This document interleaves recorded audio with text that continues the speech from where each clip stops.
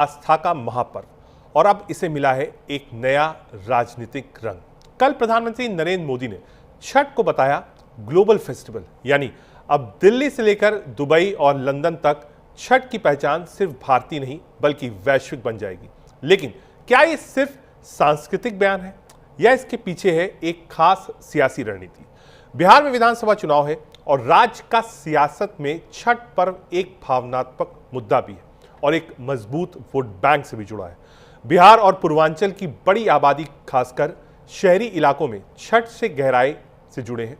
Delhi, Mumbai, UP और झारखंड में भी ये पर्व अब सियासी नक्शे का हिस्सा बन चुका है। यानी छठ को ग्लोबल बताकर प्रधानमंत्री मोदी सीधे भावनाओं से जुड़ना चाहते हैं और खासतौर पर उस ग्रामीण और निम्न मध्यम वर्ग के वोटर से जो अब भी आस्था और परंपरा को वोट की कसौटी पर रखते हैं।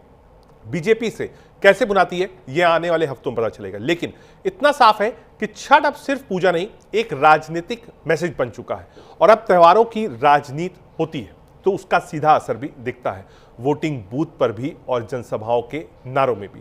तो क्या छठ के बहाने बीजेपी बिहार में अपनी पकड़ और मजबूत बनाना चाहती है और क्या भावनाओं की ये लहर वोट में बदल पाएगी? इस सवाल अब हर पार्टी के रणनीतिकारों की फाइल में मुझे लगता है सबसे ऊपर होगा।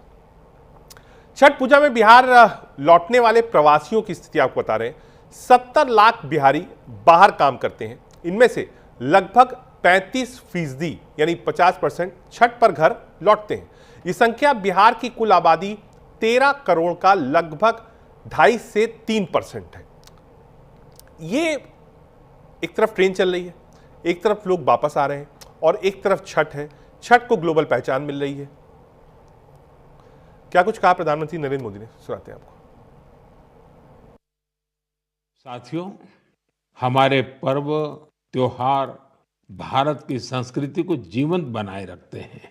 छठ पूजा ऐसा एक पावन पर्व है जो दिवाली के बाद आता है। सूर्य देव को समर्पित यह महापर्व बहुत ही विशेष है। इसमें हम डूबते सूर्य को भी अर्घ्य देते हैं, उनकी आराधना करते हैं। छठ न सिर्फ देश के अलग अलग हिस्सों में मनाई जाती है बल्कि दुनिया भर में इसकी छठा देखने को मिलती है। आज यह एक ग्लोबल फेस्टिवल बन रहा है। साथियों, मुझे आपको ये बताते हुए बहुत खुशी है कि भारत सरकार भी छठ पूजा को लेकर एक बड़े प्रयास में जुटी है। भारत सरकार छठ महापर्व को यूनेस्को की इंटेंजिबल कल्चरल हेरिटेज लिस्ट यानी यूनेस्को की सांस्कृतिक धरोहर की सूची में शामिल कराने का प्रयास कर रही है। छठ पूजा जब यूनेस्को की सूची में शामिल होगी तो दुनिया के कोने कोने में लोग इसकी भव्यता और दिव्यता का अनुभव कर पाएंगे। तो बिहार में चुनाव है, बिहार को सौगात मिल रही है, नई ट्रेन्स मिल रहे हैं, ब्रिजेस मिल रहे हैं, इंफ्रास्ट्रक्चर के लिए इन्वेस्टमेंट्स हो रहा है और अब छठ पूजा को लेकर भी राजनीति तेज हो गई है। दरअसल बीजेपी को ये लगता है कि अगर छठ को आप ग्लोबल करेंगे, छठ के दौरान नई ट्रेन्स चलाएंगे तो 25 नवंबर को छठ है और सूत्र यही कहते हैं कि जो पहला हफ्ता होगा नवंबर का या फिर लास्ट वीक ऑफ अक्टूबर, उसमें चुनाव उसके बाद होंगे।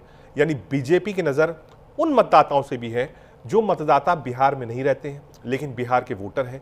जब वो वापस आएंगे, नई ट्रेन्स चल रही होंगी, सुविधा मिलेगी, इंफ्रास्ट्रक्चर के काम मिलेंगे, तो जब वो वापस आए तो वो वोट किधर जाएगा, इस पर सबकी नज़र है। आगे बढ़ते हैं।